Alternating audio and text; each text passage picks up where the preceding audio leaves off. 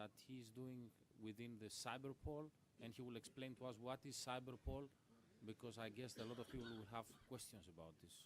I'm sure. Ricardo, Thank you so the much. floor is yours. Well, hopefully I won't bore you in the last part of the day. But I'm going to talk to you the critical border cyber defense infrastructure. And as you can see there, the critical border cyber defense infrastructure.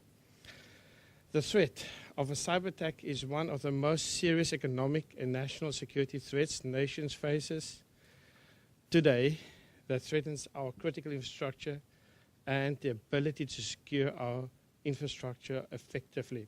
Now that's factual. If we ignore the threat, we are looking for problems. But most important is, what do we understand? What do we understand about the critical border cyber defense infrastructure? Is it banking? Is it borders? Is it energy? Is it oil? Is it water? A lot needs to be discussed about what do we understand, because critical infrastructures is not necessarily how we see it. It could be a little bit more to what the eye meets. Perhaps more than any other type of crime, cybercrime respects no borders. It has no borders. It has no law. It doesn't care what we do or think. But cybercrime continues to active. Now I'm going to speak to you quickly, meet Sally. Have anybody heard the story about Sally? Well, Sally is a 5-year-old. She loves her computer. But she also loves social network. And every day after school, she's on the computer. But she has a friend on the other side of the world on social media. And this friend is sending her messages. Now, what I'm trying to say here is that cyber criminals in Russia can have a colleague in Ukraine, use a service in the United Kingdom, and target users in the United States, and get an innocent child to bring down a country's critical infrastructure, and that's factual. We have to pay attention to these kind of problems. How do we know this? Well, let's start with the banking a little bit. We all know about the 100 banks that was hacked last year, and we all know that only 6-7 months later, the data was discovered. But let's talk about the recent hacking one, 2015. I do not know how many people know about this bank hack that took place 2 weeks ago. Now, we know that presumably information intelligence indicate it was probably terrorist, and the notion is very strong that it was a terrorist organization behind. But have we not noticed the hack while it was contagious and continuing at the same point? The banks would have lost over $1 billion. And that's key. Now, why are they doing this? Now, I'm going to bring your attention to a presentation that I did to military department in Belgium. This is declassified, so I can speak about it. On 27th, 10th, 2014, we made a presentation. This is an actual official copy of the slide that we made. And look at our list. These are the signals we indicated. That something is happening, something out of the ordinary, and something large is imminent to happen. And the first thing we said, questioned, are they going to target the banking system? Isn't it ironic that 6 months later, the banking industry was attacked? Now, how did we know this? But we have also included other possibilities. Agriculture system, the energy system, the Commission is at risk, policy directive, and the entire economical system of the EU is at risk. And this is fundamental important information. So how did we know this?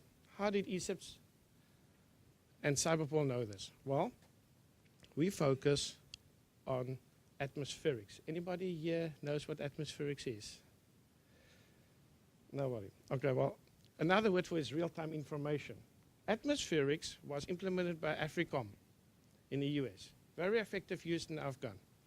Is the ability to create a structure whereby information in real time is gathered and fed into the system and from there on monitored. So with other words, the maximum time delay is 4 to 5 minutes on information. And that's really a powerful tool. Now, apply that to the security grid or cyber grid, we have a different structure in place.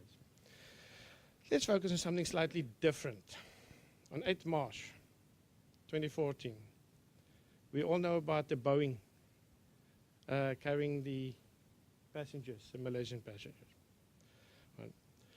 Much speculation about this, whether it was a terrorist issue or in fact hacked. But there's very strong notion, indication that this could have been a hacking involvement or somehow hacked. How do we know this? Well, after the question arose and was posed to ESIPs and said, well, can we look into this? Can we have a bit deeper investigation into this? ESIPs and CYBERPOL decided to take on the investigation and look a little bit more closely to what could be the problems in this. And what did we find? Well, we found something. The ESIP study found that all the airports of 28 European countries, not excluding Malaysian airports, as a loophole or a loophole exists, providing access to critical cyber infrastructure that allows border access without noticeable traces. Now, this is really serious. Now, I'm going to just go a step back. I don't know if some in the room may be aware of this, but the US intelligence sources confirmed recently that ISIS has been using Battlefield 4 to train and plan for full-scale invasion of the US homeland 2014. But what they failed to tell us was how did they get the access? Because you have to have internet access to play this particular game. You have to have the critical infrastructure access somehow to be able to look at this. Now, what does this all mean in short? Well, it was found that Wi-Fi and mobile data in airports and Wi-Fi hotspots are not monitored for sensitive data traffic except in the USA by the NSA and in Germany limited to certain structures in Germany only. Has anybody traveled recently to Germany? If you do, you would find that your mobile presently data will not work there. You can go anywhere in Europe, but if you go to Germany, you have to have a German mobile card to get your data on your phone. That means they've woken up. But the risk. This increases the risk of cyber hacking dramatically from international airports, space, and Wi-Fi hotspots on the critical infrastructure of the EU and any other country vulnerable to this problem. The added problem. Well, we have the mobile devices. That gives us an added problem to the Wi-Fi because now with smartphones we can have our own hotspots. We don't need any more a physical hotspot. We can create our own virtual hotspot. And cyber attackers know this. What is most alarming is that according to the research, there's no Wi-Fi or mobile data transfer backups at any airport, and at the same time, there is no package filtering or collecting of data done, making it a perfect place for international sabotage of any critical infrastructure or crime syndicates. I don't know how many in this room is aware of this, but I assume only a few might be aware of this critical problem. Did you know that Europe is the world's largest multinational network of free Wi-Fi hotspots? With over 5 million free Wi-Fi hotspots across Europe that can be used by terrorists anytime? That's a real big problem if you look at that number. And this number is about to grow. They estimate that this number will be more than double over the next 5.5 years. So, the problem. Well, an example, high-flyer cyber hackers can literally stay on the run without any trace whilst this vulnerability is being exploited by terrorist and crime syndicates organizations. Now, that makes it really hard to catch any criminals because by the time we get the location, they are in another location. The threats are not limited to airport security, but extends to energy, transport, telecom, and IT communications as well. It's estimated by ESIPs, and this is studies we have done, that the EU has over 1.2 million free Wi-Fi telecom hotspots alone. That means it's hotspots provided by the telecom services. Now, they might require passwords or information to access, but a basic hacker can access them anyway. And it's a common structure today that hackers don't pay to access these hotspots. The same free unmonitored Wi-Fi supply leaves all our critical infrastructure doors open for espionage, as mentioned by our colleagues. And data theft, as recently demonstrated in the leaks from former National Security Agency NSA contractor Edward Snowden. I hope we don't have the Snowden syndrome today. Where it was supported that, or purported that China stole the patents of the new F-35. Now, which EU countries have implemented Wi-Fi restrictions? Does anybody know? Except Germany has tried, but at this moment, technically, nobody. There is no law that exists. There's no structure in place. There's no monitoring done. And it's a free breeding ground. Now, when criminals do business, the first thing they need is to have the tools. And we give them the tools. And that's a real problem, because these tools give them access. From the 28 member states, Germany is the only country that has implemented a partial Wi-Fi restriction and data monitoring system. This after their official mobile phones data were hacked by the NSA during 2014. So actually the NSA did them a favor to tell them, hi guys, we've got to change this.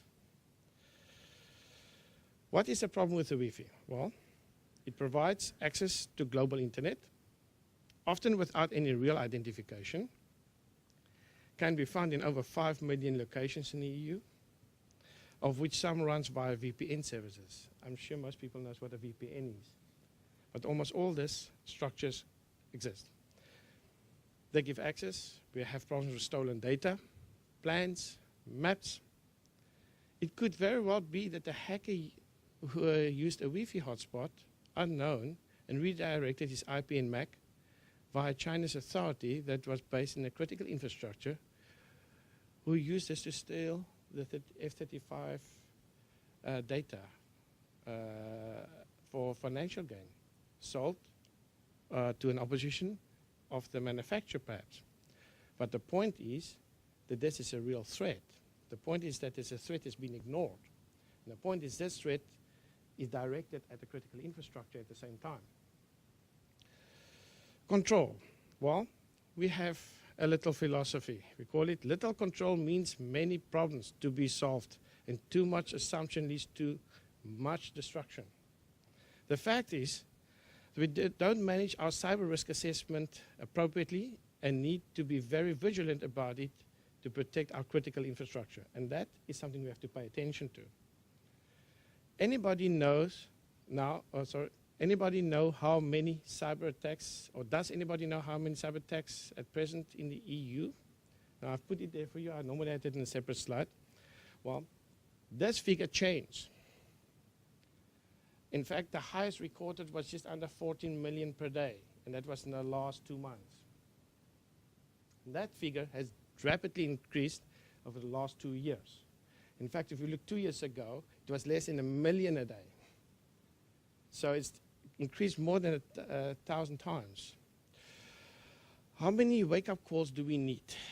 How many wake-up calls do we need before serious urgency is given to cyber threat management before we see a cyber attack on our critical infrastructure on a scale of 9/11, or worse, such as the 446 nuclear plants in our backyards?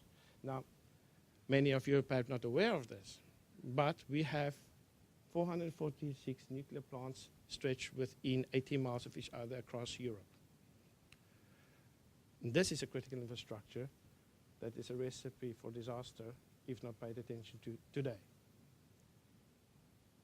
Present cyber intelligence. What is the intelligence says? Well, and this intelligence concurs with also the US and other parts of Europe.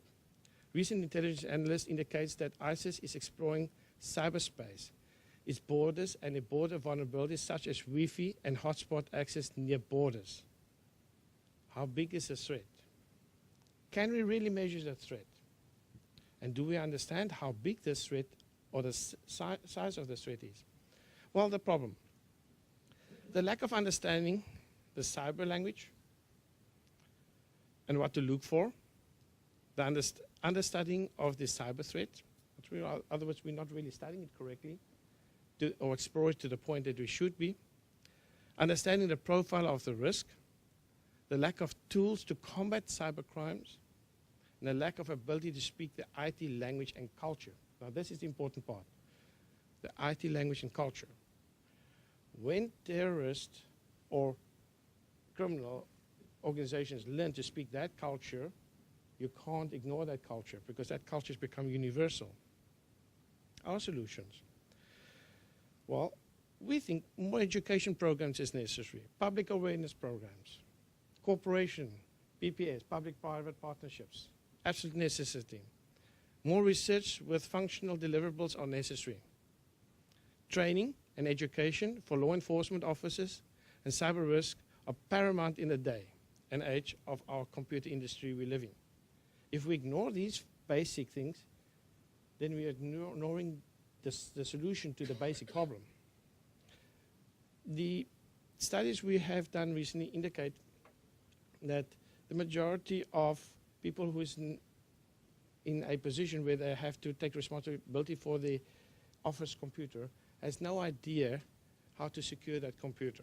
1 out of every 1,000 has a basic idea of what to do. And 1 out of every maybe 2,000 knows a basic action to take when they are hacked. Well, I'm not going to go too much into this, but I'm going to focus on one of these 4 levels of cyber terror. Egypt's identified 4 levels of cyber terror capability, and I think my colleague there correctly from Europol touched on one of the points. Simple, unstructured, advanced structured, complex coordinated, and complex DoD level. Now, we're going to focus on the third one for a fraction of a minute, because this fits into the structure here today. Complex coordinated. What does it mean?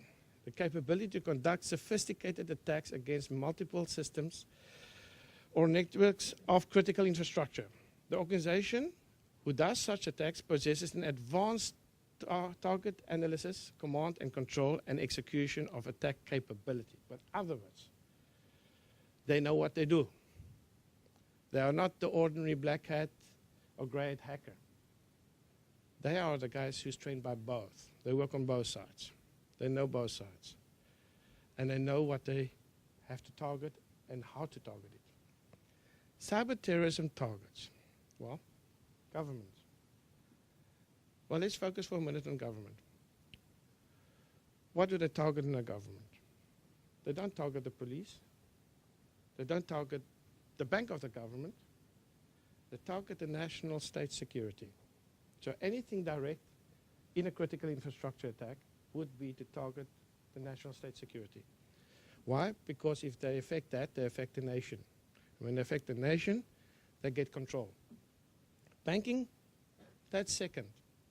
TV stations, radios is also on the list. Media, newspapers. Newspapers is a big target. We have recently seen what's happening. Borders, traffic control, infrastructures. So there's a whole range of problems we have to look at.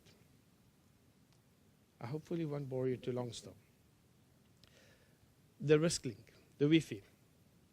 It provides anonymous access across the internet around the globe with no way of being identified, nor monitored, or ever been tracked, increasing our risk of cyber attack in a critical infrastructure beyond the point of control or risk management. Now, how can we make such a statement? Well, it's very simple, in fact. Very few of the real crimes that happen can be prosecuted because the real problem is tracking, the real identification, the real IP. Because IP, the actual address of the tracker is not necessarily the correct address. We have to rethink the way we understand the critical infrastructure and its security.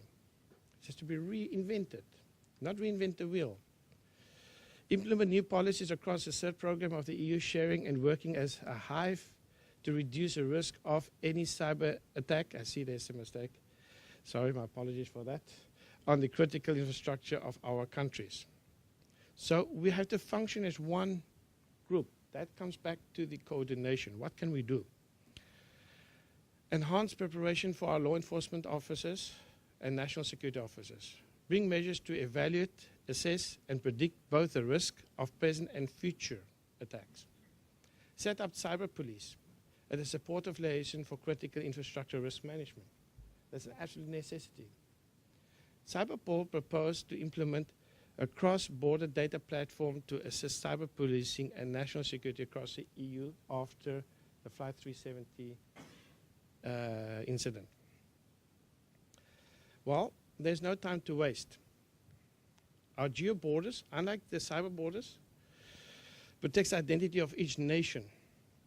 This is the fundamentals of our human civilization, its existence and its cultural inheritance. Imagine a world without it. We would be lost in a world of no culture, limited to its own expansion and technological evolution only. Thank you.